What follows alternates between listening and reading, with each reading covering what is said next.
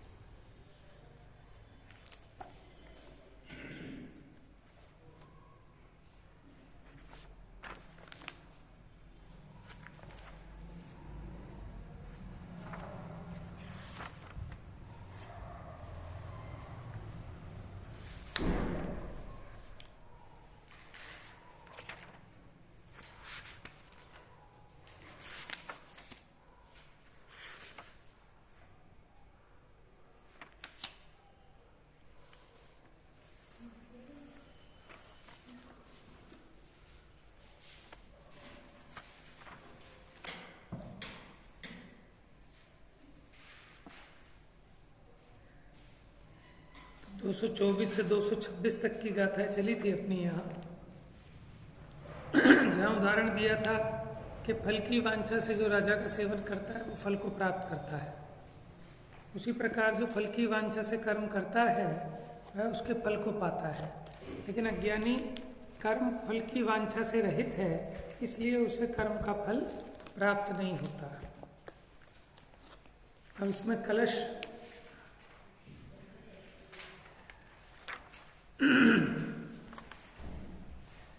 Page number 555, कलश number 153। अब जिसे फल की इच्छा नहीं है वह क्या करे? है? जिसे फल की इच्छा नहीं है वह क्या करे? त्यक्तम येन फलम सकर्म कुरुते नेति प्रतीमो वयं किन्तवस्यापि कुतोऽपि किंचिदपि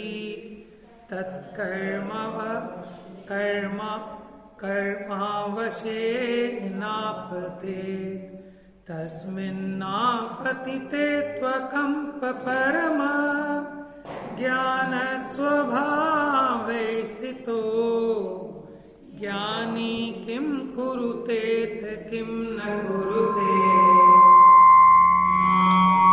कर्मेति जानाति कः। देखो कहते हैं क्या ज्ञानी जिसे फल की इच्छा नहीं है वो क्या करे?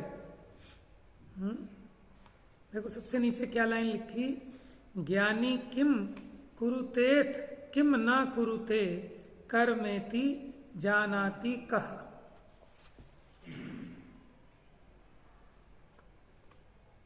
कलश हिंदी का भी देखते हैं।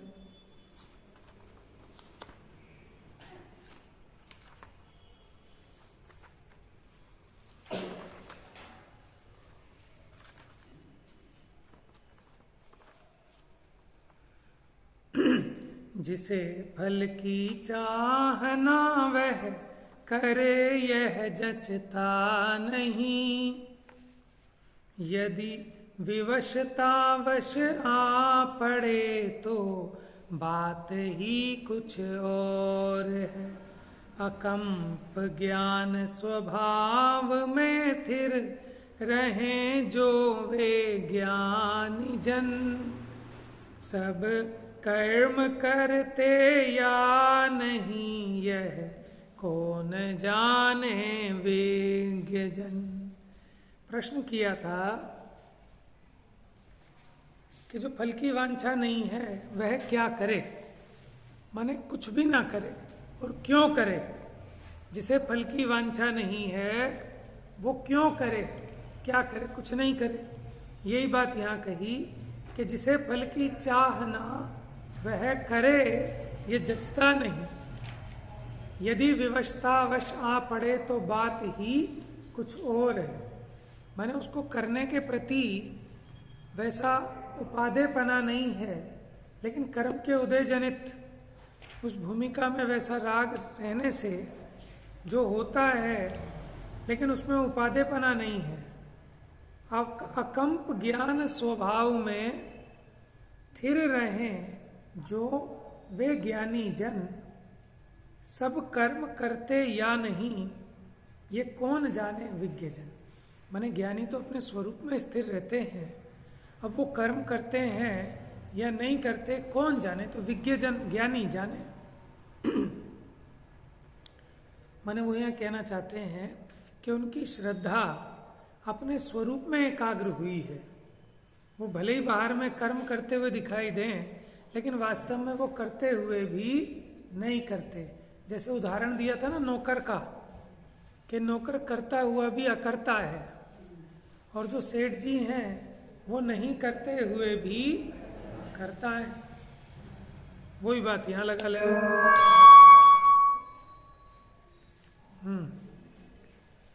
देखो अब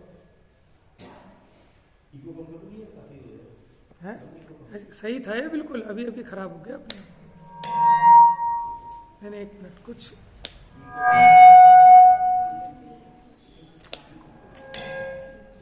ये अपने आप ही हो गया ऐसे।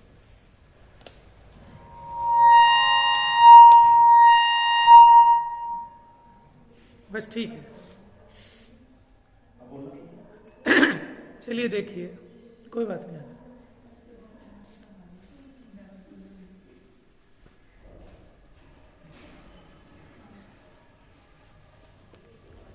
जिसने कर्म का फल छोड़ दिया है, छोड़ दिया है माने जिसे चाहिए नहीं, अंदर से जिसने कर्म के फल का मोह छोड़ दिया है,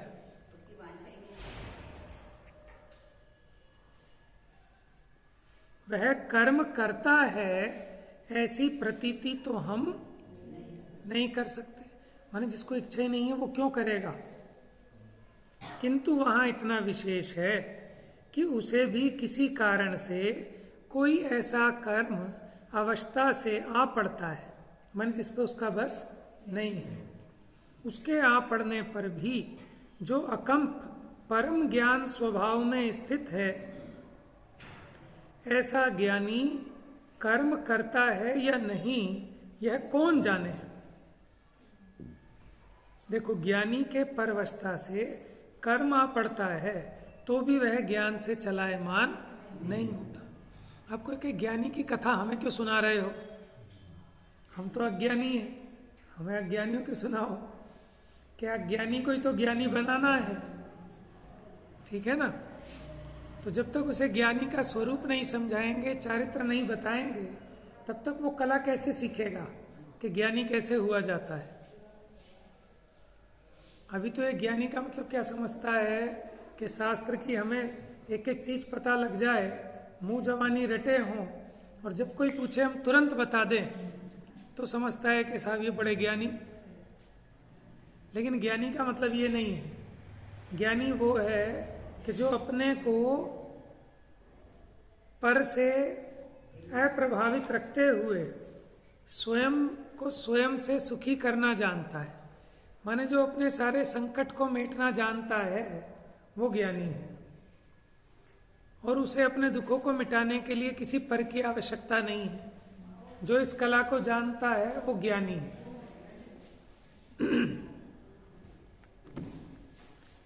ज्ञानी के परवशता से कर्म आ पड़ता है तो भी वह ज्ञान से चलायमान नहीं होता। इसलिए ज्ञान से अचलायमान वह ज्ञानी, क्योंकि उसका एकत्व तो अपने ज्ञान स्वरूप में है, उपादेयपना अपने स्वरूप में होने से वह ज्ञानी कर्म करता है या नहीं ये कौन जानता है। माने अज्ञानी को लगता है कि ज्ञानी कर रहा है, ज्ञानी खा रहा है, लेकिन उसके भीतर में भेद विज्ञान बराबर बना हुआ है कि मैं खाने वाला नहीं, मैं जड़ की क्रिया का कर्ता नहीं हूं।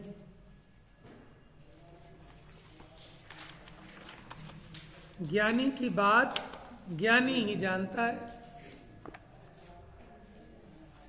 है? ज्ञानी के परिणामों को जानने की सामर्थ्य अज्ञानी की नहीं है। वो तो बस बाहर से ही देख के परख सकता है। अविरत सम्यक दृष्टि से लेकर ऊपर के सभी ज्ञानी ही समझना चाहिए।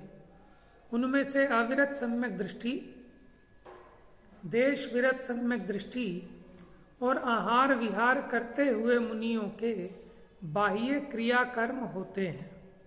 चौथे, पांचवें, छठे गुण स्थान में भी बाह्य क्रियाकर्म तो होते हैं ना। अब क्रियाकर्म किसे समझते हैं हम? कि साहब क्रियाकर्म पढ़ने गए थे, समझ में जो अंतिम क्रिया होती है वो तो अंतिम क्रियाकर्म है। जितना भी कर रहे हैं ना ये सब कार्यक्रम, ये क्रियाकर्म है। तो चौथे, पांचवें, छठे में ज्ञानी है, लेकिन फिर भी उनके कुछ क्रिया और कर्म होते हैं ना। तथापि ज्ञान स्वभाव से अचलित होने के कारण निश्चय से वे बाह्य क्रिया कर्म के कर्ता नहीं है, ज्ञान के ही कर्ता हैं।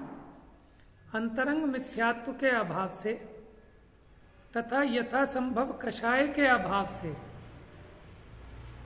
उनके परिणाम उज्जवल है। देखो उनके परिणामों की उज्ज्वलता किस कारण कही? एक तो वो मिथ्यात्व नहीं रहा, और जितनी कसाई चली गई, अगर एक चौकड़ी गई तो दो गई तो तीन गई तो उस चौकड़ी, कसाई चौकड़ी के अभाव में उनके परिणाम उज्जवल हैं। उस उज्जवलता को ज्ञानी ही जानते हैं। मिथ्या दृष्टि उस उज्जवलता को नहीं जानते। मिथ्या दृष्टि बहिरात्मा है, माने जो बाहर से ही आत्मा का निर्णय करते हैं, स्वयं के संबंध में भी और दूसरों के संबंध में भी। वे बाहर से ही भला बुरा मानते हैं। अंतरात्मा की गति को बहिरात्मा क्या जाने। पांडे राजमल जी क्या कहते हैं इस कलश के बारे में, वो देखते हैं।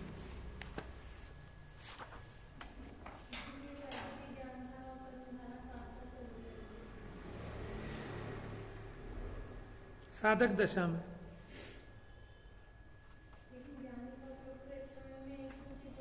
देखो उपयोग की बात नहीं है। उपयोग तो बहिर्मुख ज्यादा रहेगा, अंतर्मुख कम रहेगा। नीचे का गुण स्थान में बात यहाँ उपयोग की नहीं है, बात है उसकी श्रद्धा के श्रद्धेय की। भाई चौथे गुण स्थान वाला तो मुख्यपन बहिर्मुखी रहेगा, लेकिन उसके बावजूद भी उसके अंतरंग में वो एकत्व विभक्त आत्मा की श्रद्धा हो गई है।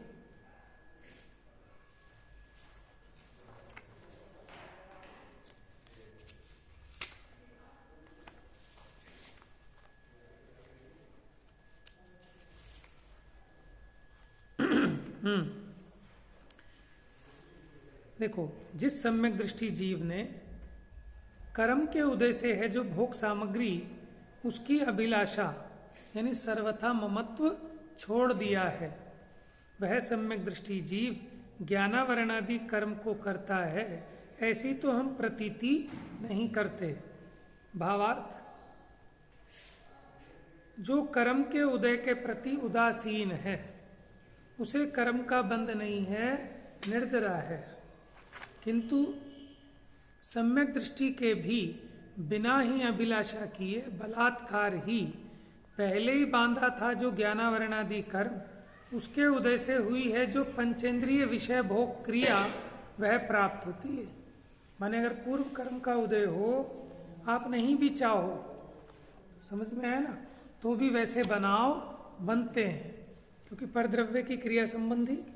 आप चाहो 8 बज गए दुकान बंद करो, स्वाध्याय जाना है, लेकिन कोई ना कोई ग्राहक आता चला जाएगा, आप मना भी कर दोगे, फिर भी हाथ पैर गिड़गिड़ाएगा, साहब बहुत जरूरी है, मुझे जाना है, ये सामान दे दो जरूर, ठीक है ना। तो अब उसका देने की अभिलाषा नहीं है, प्रॉफिट कमाने की अभिलाषा नहीं है, लेकिन फिर भी कर रहा है ना।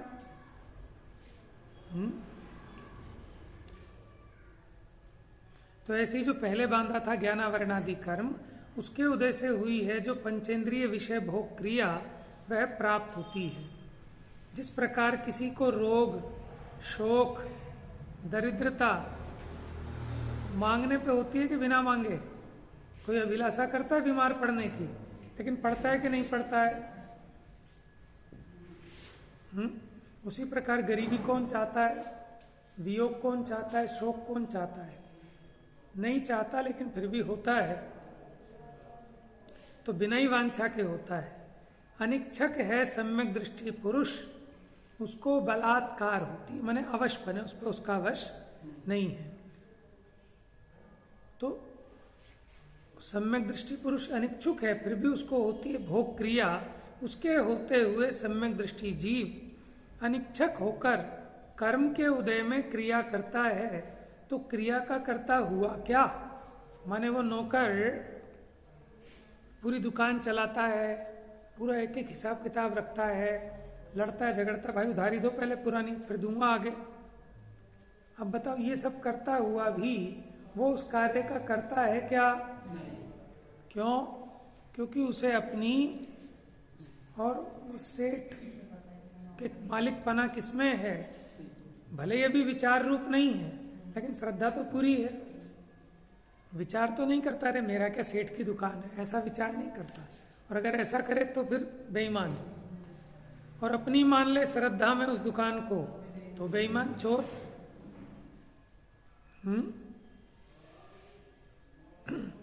माने हम आपके घर आए तो आप ये कहोगे भाई साहब अपना ही घर समझो,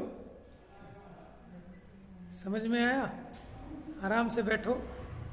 तो हम मान लें कि हमारा ही घर है, तो फिर चोर, फिर भगा दोगे 1 मिनट में। समझ में आया? अपना ही घर है, जैसे अपने घर में सफाई रखते हो ना, ऐसे यहाँ भी रखो है। लेकिन वहां तो दूसरे सेंस में कहते हैं ना कि आप संकोच मत करो, आराम से बैठो, अपना ही घर समझ के बैठो।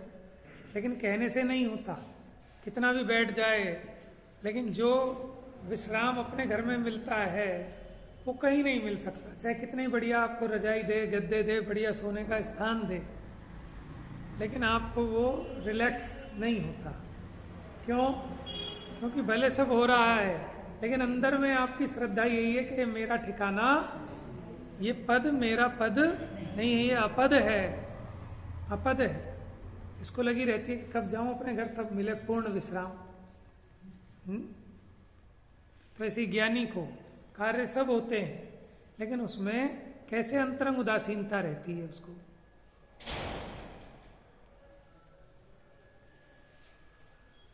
तो अब यहाँ कह रहे हैं कि अब देख लो वो ज्ञानी करता है कि नहीं करता है। अब हम क्या कहें कि जिसको फल की वांछा नहीं है, सच पूछे तो वो करता ही नहीं है।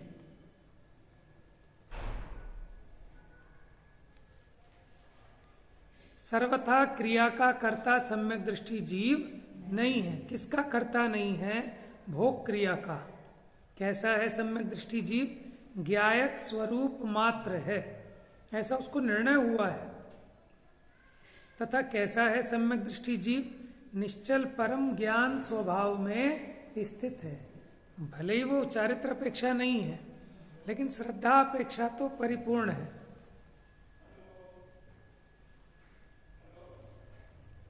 अगला कलश देखते हैं। अच्छा, इसमें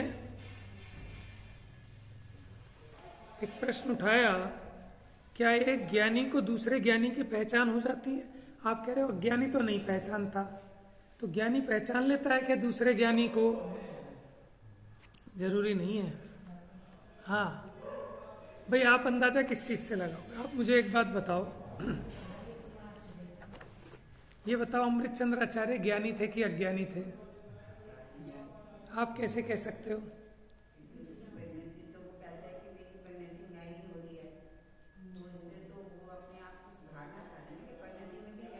लेकिन खाली कहने से तो नहीं होता।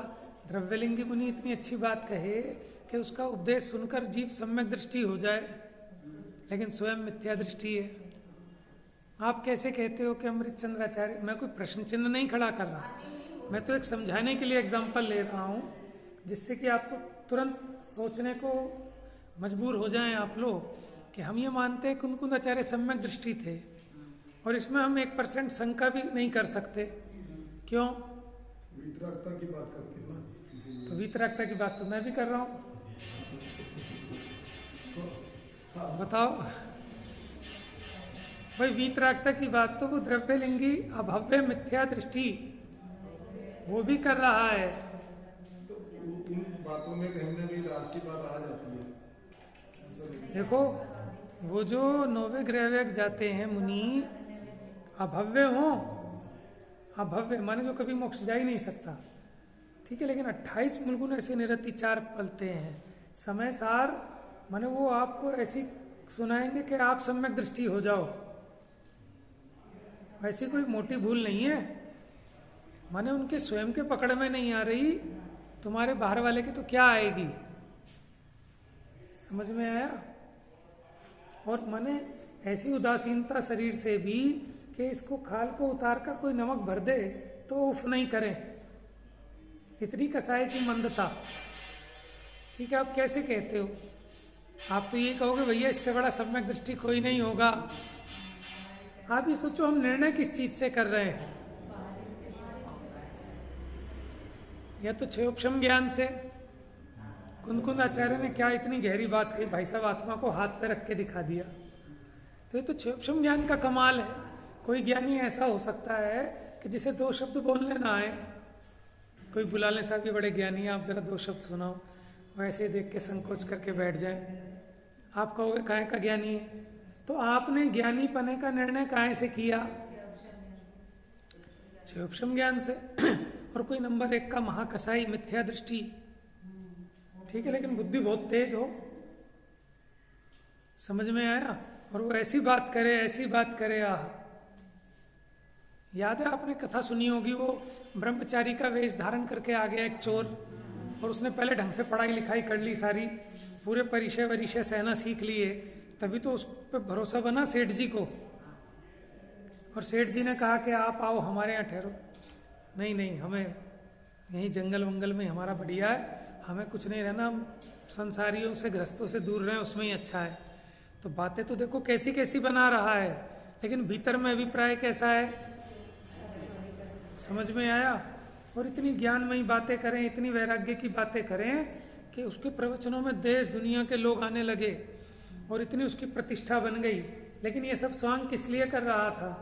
कि सेठ जी के यहाँ उनके मंदिर में जो मूर्ति है या छतर है, जो भी है, वो चुराने के लिए।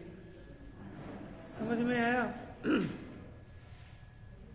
तो सेठ जी ज्ञानी, वो भी आ गए, नहीं आ गए उसके छलावे में, है ना?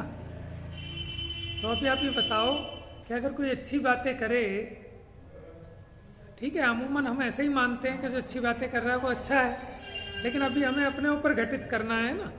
हम भी तो ज्ञानी बनने के लिए सिर्फ क्या करना चाहते हैं कि हमें सारे शास्त्रों का ज्ञान हो जाए, तो हम मान लेते हैं कि हम ज्ञानी हो गए। क्योंकि हम कुनकुन आचार्य को भी इसीलिए ज्ञानी मान रहे हैं। किस लिए? कि साहब देखो उन्होंने कितनी कितनी कैसी कैसी बातें की हैं। मतलब जो भी ऐसी बातें करेगा, ठीक है, आप भले ही व्यवहार से ज्ञानी कह लें, लेकिन ये उसका असली माप नहीं है। कि नहीं साहब, उन्होंने अपने अनुभव की वो कलम को अनुभव में डुबो डुबो कर लिखा है, अनुभव की कलम से लिखा है। कि तुम कैसे कह सकते हो अनुभव की कलम से लिखा है? क्योंकि ये तो परंपरा से प्राप्त हुआ है। आप कैसे कहते हो अनुभव की कलम से लिखा है? और अगर अनुभव की कलम से ही लिखा होता तो फिर उसको प्रामाणिकता कैसे मिलती? क्योंकि छदमस्त के वचन प्रामाणिक नहीं है अगर वो आगम के अनुकूल ना हो तो। इसलिए उन्होंने शुरू में लिखा मिणमो सुध केवली भणिदम। उन्होंने ये नहीं कहा कि मैं अपने घर से कहूंगा, अपने अनुभव की बात कहूंगा, कि मैं वो कहूंगा जो समो शरण में भगवान ने कही, श्रुत केवलियों ने कही। बात समझ में आई? तो फिर आप बताओ कैसे निर्णय करोगे? माने जिस तोल से हम सम्यक दर्शन को तोलना चाहते हैं वो हमारा तोल ही ठीक नहीं है, उसके द्वारा सम्यक दर्शन नहीं तोला जा सकता। हाँ, सामने वाला उसका आचार विचार सब बढ़िया है, तो हम मान लेंगे सम्यक दृष्टि, कोई दिक्कत नहीं है। लेकिन अपने आप स्वयं ही उसमें छलाए मत जाना, ठीक है ना। स्वयं ही कुछ क्रियाएं करके थोड़ी कसायमंद हो जाने पर हम अपने को भी सम्यक दृष्टि मान लेंगे फिर तो, क्योंकि हमने माने सामने वाले को किस कारण सम्यक दृष्टि माना कि साहब इन्होंने घर का त्याग कर दिया, अब ये सफ़ेद धोती और सफ़ेद दुपट्टा पहनते हैं, तो अब हमें भी सम्यक दृष्टि होना है तो हमें भी यही करना होगा। समझ में आया कि कुन आचार्य ज्ञानी थे क्योंकि उन्होंने 5 परमागम लिखे। अब मैं भी 6-7 शास्त्र लिख दूंगा तो फिर मैं भी अपने को क्या मानने लगूंगा, मैं ज्ञानी हो गया।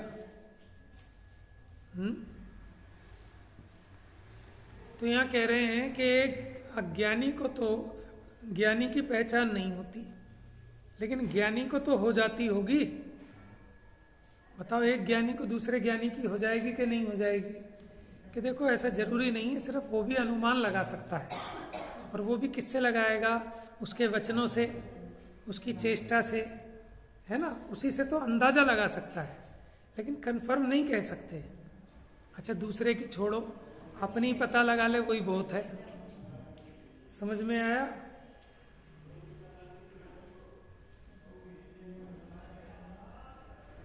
देखो, ये स्वामी जी के उसका कोटेशन दिया है कि स्वामी जी इसको ऐसे स्पष्ट करते थे, क्या एक ज्ञानी दूसरे ज्ञानी की पहचान तो हो ही जाती होगी, तो कहते हैं अंतरंग सूक्ष्म परिणति का तो पता तो नहीं चलता, परंतु उसके प्रतिपादन यानी वाणी और बाह्य आचरण से बहुत कुछ ख्याल तो आ ही जाता है।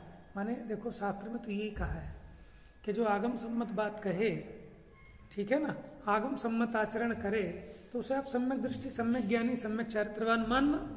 क्योंकि अगर व्यवहार की क्रिया करनी है तो व्यवहार से ही सम्यक दर्शन ज्ञान चारित्र का तोल होगा, लेकिन परमार्थ से जो सम्यक दर्शन का स्वरूप है उसे यथार्थ समझना।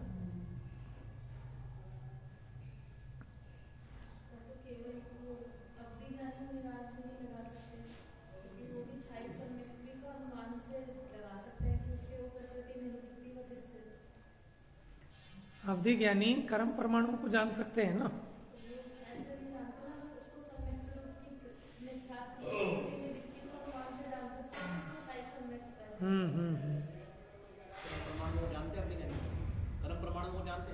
हाँ, अवधि ज्ञान की पावर है।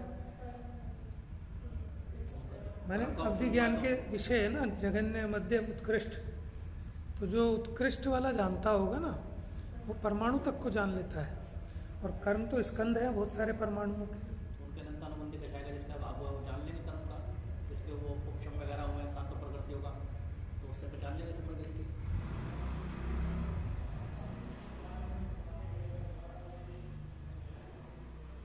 पता नहीं कहाँ सुना था कि पढ़ा था कि अवधि ज्ञानी भी सम्यक दर्शन को तो नहीं जान सकते, क्योंकि अवधि ज्ञान जो है ना रूपी पदार्थों को जानता है, तो अब उसके कारण वो कर्म आदि को देख कर जान कर उसके हिसाब से उसकी वो संगति बैठा ले। अनुमान क्या होता है? जैसे धुआं अग्नि का अविनाभावी है, धुआं वहीं होगा जहां अग्नि होगी। अगर आपको इस अविनाभाव संबंध का ज्ञान है तो आप धुआं देखकर कि यहाँ गारंटी से अग्नि है ऐसा अनुमान लगा सकते हैं। लेकिन यह अनुमान सम्यक ज्ञान का भेद है। यहाँ अनुमान का मतलब खाली ये नहीं कि आपने हवाई किले में ऐसी अंदाजा लगा लिया। अनुमान कि उसका वो नियम है कि अगर धुआं है, क्योंकि जहाँ जहाँ धुआं होता है वहाँ वहाँ अग्नि होती ही है, ऐसी व्याप्ति है, और जहाँ अग्नि नहीं होती वहाँ धुआं भी नहीं होता, ये व्यतिरेक व्याप्ति है। तो इस व्याप्ति का जिसको ज्ञान है, ठीक है ना, वो ये अनुमान लगा लेता है कि यहाँ धुआं है तो उसका मतलब यहाँ अग्नि जरूर है। तो कहते हैं अंतरंग सूक्ष्म परिणति का पता तो नहीं चलता, परंतु उसके प्रतिपादन और बाह्य आचरण से बहुत कुछ ख्याल तो आ ही जाता है। माने अगर कोई व्यक्ति यहाँ गद्दी पर बैठकर प्रतिपादन करे गलत, आगम विरुद्ध, तो जो थोड़ा भी समझदार होगा वो समझ जाएगा भैया ये तो मिथ्या दृष्टि है, समझ में आया ना? और सही प्रतिपादन करे तो सोचेगा सम्यक दृष्टि है। लेकिन देखो ये व्यवहार से भले कहो आप, लेकिन परमार्थ से वो तो सूक्ष्म परिणति है, वचनों के आधार पर उसका निर्णय नहीं हो सकता। बिल्कुल ही पता नहीं चलता हो ऐसा भी नहीं है। जो व्रत तप भक्ति आदि क्रियाएं उसके होती है वह तो मात्र उस क्रियाओं का ज्ञाता दृष्टा ही है, करता नहीं है। ज्ञानी के वर्तमान क्रिया में रस नहीं रहा और आगामी क्रिया की वांछा नहीं है, इसलिए भले ही वो क्रिया करता हुआ दिखाई दे तथापि वह क्रिया का कर्ता नहीं है। अतः उसकी ये उदासीनता ज्ञानी से छिपी नहीं रहती, उसके ख्याल में स्पष्ट भाषित हो जाता है कि अमुक ज्ञानी है, क्योंकि उसे क्रिया में कोई रस नहीं है। तो ये भी सब अनुमान है, और दूसरे के बारे में अनुमान लगा लेना कोई दिक्कत नहीं है। देखो सामने वाले की तो क्रिया देख के ही उसको सम्यक दृष्टि धर्मात्मा मान लेना कोई आपत्ति नहीं है, लेकिन स्वयं के लिए अपनी क्रिया भी देखना, परिणाम भी और अभिप्राय भी, क्योंकि पर की पहचान तो सिर्फ उससे व्यवहार के लिए करनी है हमें। चलिए अगला कलश और पढ़ लेते हैं। हाँ, 154 नंबर का कलश। सम्यक दृष्ट एव साहसमिदं कर्तुं क्षमन्ते परम् यद्वज्रेऽपि पतत्यमी भयचलत् त्रैलोक्यमोक्ता ध्वनि सर्वामेव निसर्गनिर्भयतया शंका विहाय स्वयं जानन्तः स्वमव बोधाच्यवन्ते नहीं। हिंदी और पढ़ते हैं।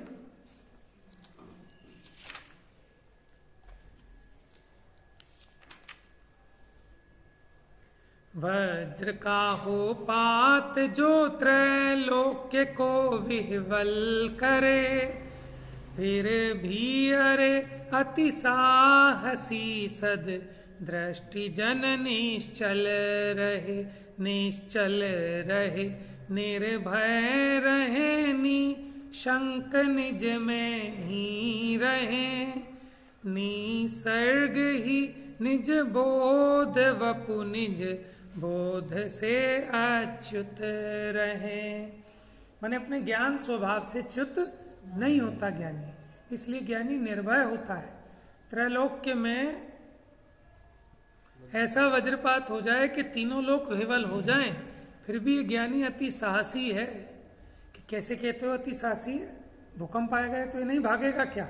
कि भले ही भागे, लेकिन अंदरंग में उसकी श्रद्धा की अपेक्षा वो निर्भय है और अपने स्वरूप के प्रति निशंक है कि मेरा नाश नहीं होता।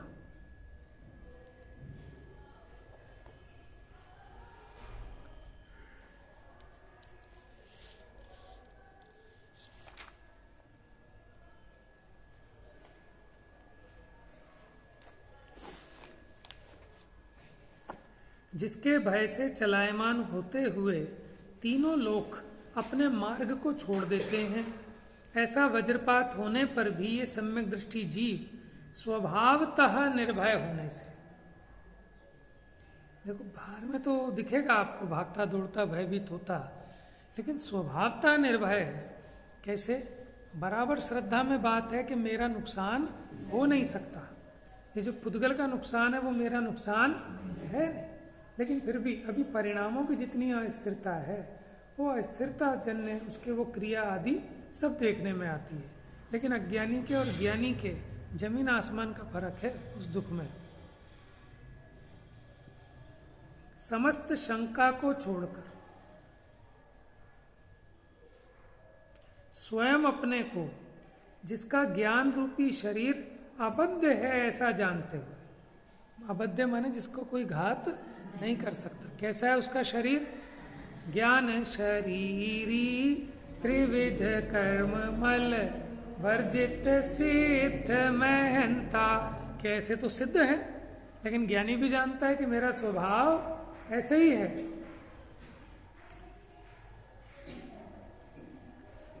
ऐसा जानता हुआ ज्ञान से च्युत नहीं होता। ज्ञान से च्युत नहीं होता माने उसके श्रद्धान में एक क्षण के लिए भी ऐसा माने सशंकित नहीं होता।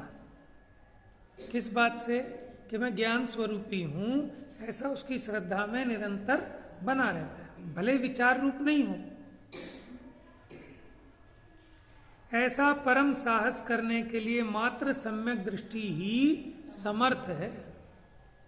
सम्यक दृष्टि जीव निशंकित गुण युक्त होते हैं, इसलिए चाहे जैसे शुभाशुभ कर्मोदय के समय भी वे ज्ञान रूप ही परिणमित होते हैं।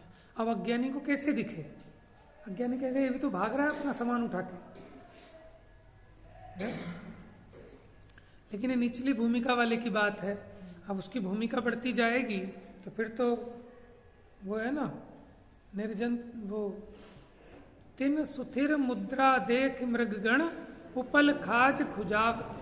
फिर तो ऐसा स्थिर हो जाता है कि पशु, देखो सबसे ज्यादा सेंसिटिव, सबसे ज्यादा एकदम कौन है? हिरण है। और वो हिरण को भी ऐसा लगने लगता है कि मानो कोई मूर्ति है, तो वो भी अपनी खाज खुजाने लगता है। जबकि हिरण ऐसा एक पशु है कि वो घास खाता है, लेकिन जरा उसको आवाज आए तुरंत छोड़ के भागता है। और एक बिल्ली है, क्या है? वो है ना 10 लक्षण की पूजा में, उसमें लठ मारो फिर भी नहीं छोड़ती। क्या है बोले? भय त्याग दूध पिलाव पीवे आपदा नहीं देख। आप तो कह रहे हो सम्यक दृष्टि ही निर्भय होता है, और फिर कह रहे हो कि भय त्याग दूध पिलाव पीवे आपदा नहीं देखता। फिर तो उसे कितने ही मारो वो छोड़ेगा नहीं जब तक दूध नहीं पी लेगा। है कई बार ऐसे वीडियो आए ना कि वो कुत्ते ने किसको पकड़ लिया, बच्चे को, अब लोग छुड़ा रहे हैं, उसको मार रहे हैं, लेकिन छोड़ के राजी नहीं, भय नहीं है उसको। माने इतनी आसक्ति है अपने विषय में कि वो किसी भी कीमत पे छोड़ने को तैयार नहीं। तो देखो, एक तो बिल्ली की आसक्ति और एक हिरण की आसक्ति, दोनों अपने विषय को ग्रहण कर रहे हैं, लेकिन उसमें कितना अंतर है। ज्ञानी भी विषय भोगों को भोगता है, लेकिन जरा सा ही निमित्त उसके वैराग्य का कारण हो जाता है। और अज्ञानी को भयंकर से भयंकर भी काम हो जाए, लेकिन उसे जरा भी वैराग्य नहीं आता। तो इससे पता चलता है कि कितना फर्क है आसक्ति में।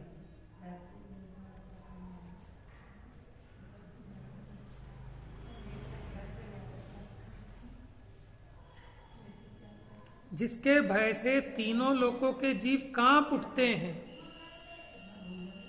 चलायमान हो उठते हैं और अपना मार्ग छोड़ देते हैं, माने कुछ भी करने के लिए तैयार हो जाते हैं।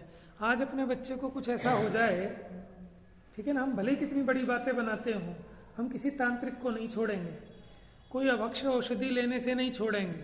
क्यों?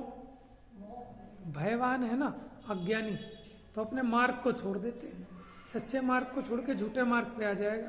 कोई कहेगा काली माई को पूज ले तो पूज लेगा, कोई कहेगा वहां चला जा तांत्रिक के पास तो चला जाएगा, कोई कहेगा बस ये कैप्सूल खिला ले, है तो नॉनवेज लेकिन बस बच्चा जी जाएगा। आप बताओ कलेजे पे हाथ रख के, ठीक है ना। मतलब सोच लें हम अपने अपने भीतर कि देखो अगर ऐसा प्रसंग आ जाए तो अपनी कैसी दशा होगी। हम कंप्रोमाइज करने को तैयार हो जाएंगे। किस कारण? क्योंकि हम भयभीत हो गए। समझ में आया? अब ज्ञानी भी भयभीत होता है, लेकिन ऐसा भयभीत नहीं होता कि जिससे उसकी श्रद्धा है ना मानो मिथ्या दृष्टि हो जाए, ऐसा चित नहीं होता।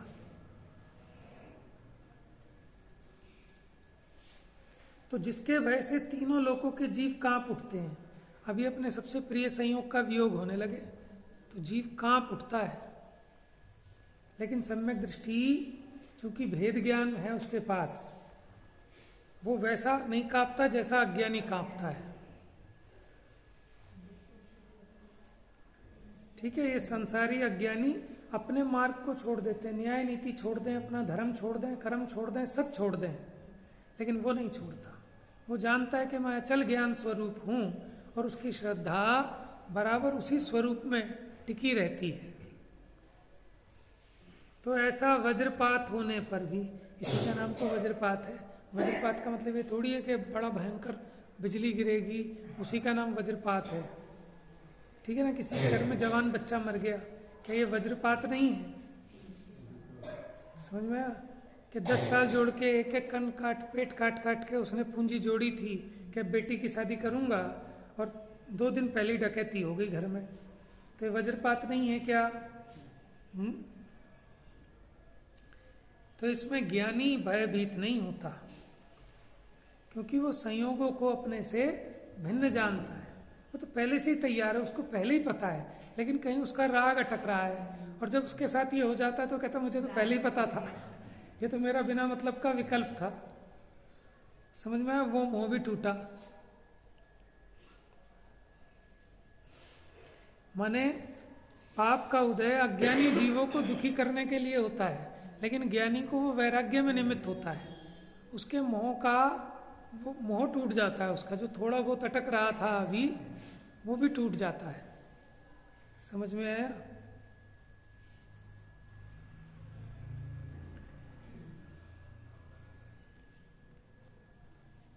जैसे आपने उसकी कथा सुनी होगी ना, तुलसीदास की थी, कि वो पत्नी जब गई ससुराल तो उसके पीछे पीछे चला गया, और आंधी तूफान में बारिश में, और सांप को रस्सी समझ के चढ़ गया ऊपर। ठीक है ना? अब उसकी बीवी ने फिर उसे खूब सुनाई तबीयत से, ठीक है ना, कि अगर इतनी प्रीति हरि से की होती तो न जाने तेरा कितना कल्याण हो जाता। ठीक है ना? वो लग गई उसको। तुलसीदास देखो क्या बन गए फिर।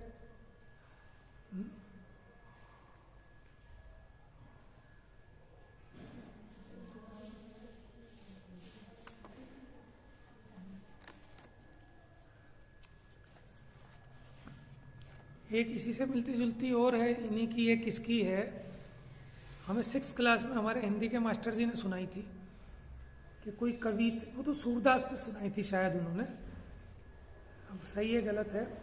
वो कहते हैं कि सूरदास जिस लड़की से प्रेम करते थे तो उसने उसे कहा कि तुम ऐसा है, तुम मेरे से बहुत प्रेम करते हो ना, कि हाँ, कि आप ऐसा 1 महीने बाद आना, ठीक है, तब मैं मैंने जो आपका प्रस्ताव है शादी के लिए, तब मैं उस पर चर्चा करूँगी।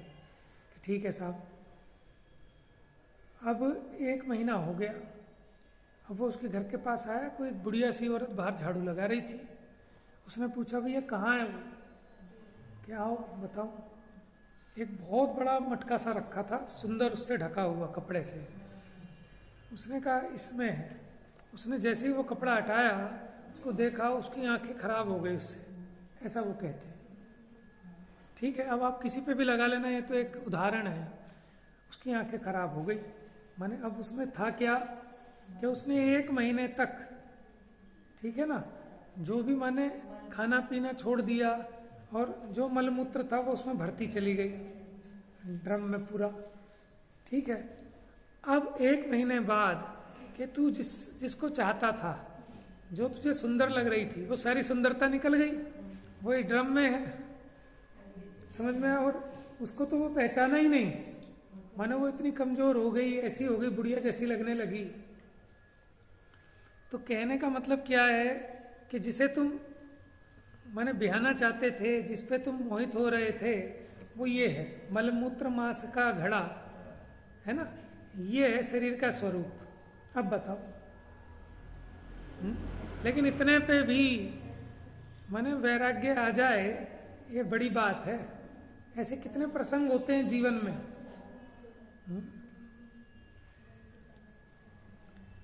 अज्ञानी उसको आर्त ध्यान का कारण बनाता है पाप के उदय को, और ज्ञानी का जीवन परिवर्तित हो जाता है।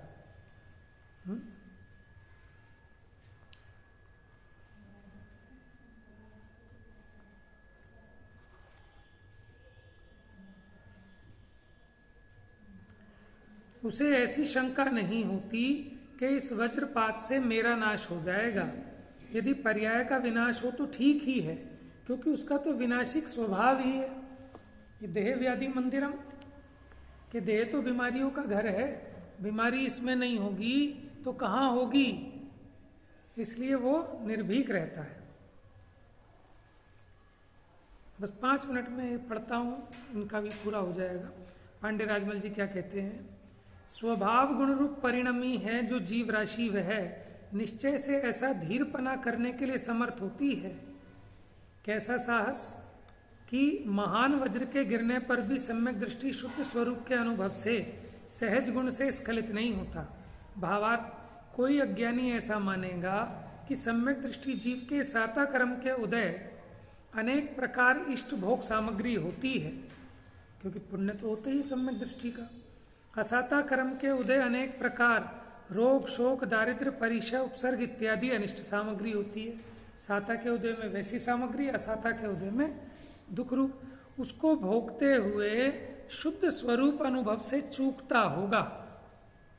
उसका समाधान कि अनुभव से नहीं चूकता, जैसा अनुभव है वैसा ही रहता है, वस्तु का ऐसा ही स्वरूप है। वज्र के गिरने पर उसके त्रास से चलायमान ऐसी जो सर्व संसारी जीव राशि उसके द्वारा छोड़ी गई अपनी अपनी क्रिया, जिसके गिरने पर माने वज्र के गिरने पर समस्त संसारी जीव अपना स्वरूप माने अपना मार्ग, अपना सब कुछ छोड़ने तैयार होते हैं। उपसर्ग परिचय जिनके होने पर मिथ्या दृष्टि को ज्ञान की सुध नहीं रहती। कैसे हैं सम्यक दृष्टि जीव? शुद्ध चिद्रूप को प्रत्यक्ष रूप से अनुभवते हैं।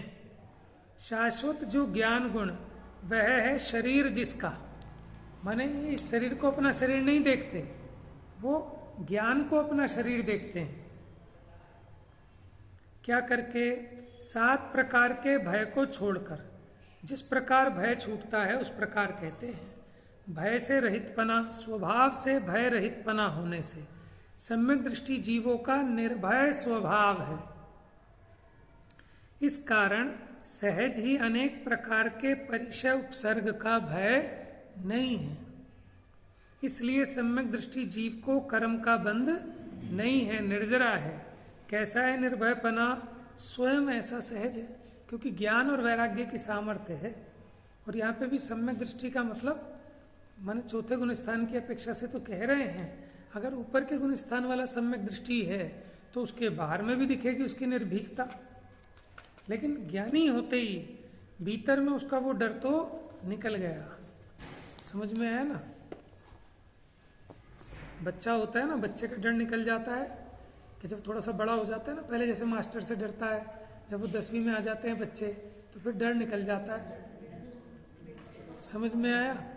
भले ही ठीक है सॉरी भी बोले, सब काम करें, लेकिन अंदर से वैसे भयभीत नहीं होते। और क्लास में भी 2 तरह के बच्चे होते हैं।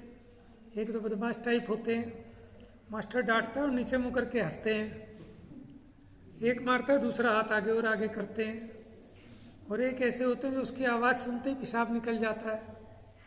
समझ में आया ना? है ना दोनों की परिणति में अंतर? तो ये तो उदाहरण है। तो ऐसे ही क्योंकि ज्ञानी को पता है कि मेरा कोई कुछ बिगाड़ ही नहीं सकता, ये संयोगों का इधर से उधर होना, इसमें मेरा कुछ भी बिगाड़ नहीं है, ये पर्याय का पलटना, इससे मेरा कोई बिगाड़ सुधार नहीं है। इसलिए वो अंतरंग श्रद्धा अपेक्षा निर्भय रहता है, निशंकित रहता है।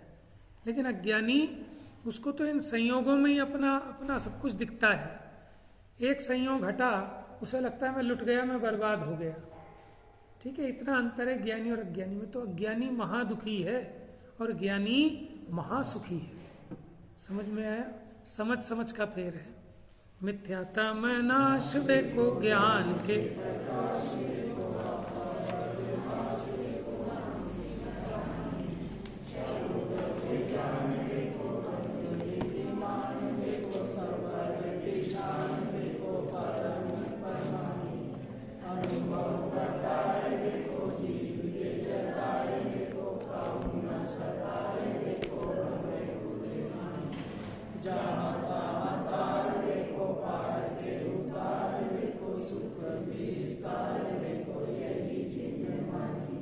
हे जिनवाणी भारती तो हे जपू दिन है।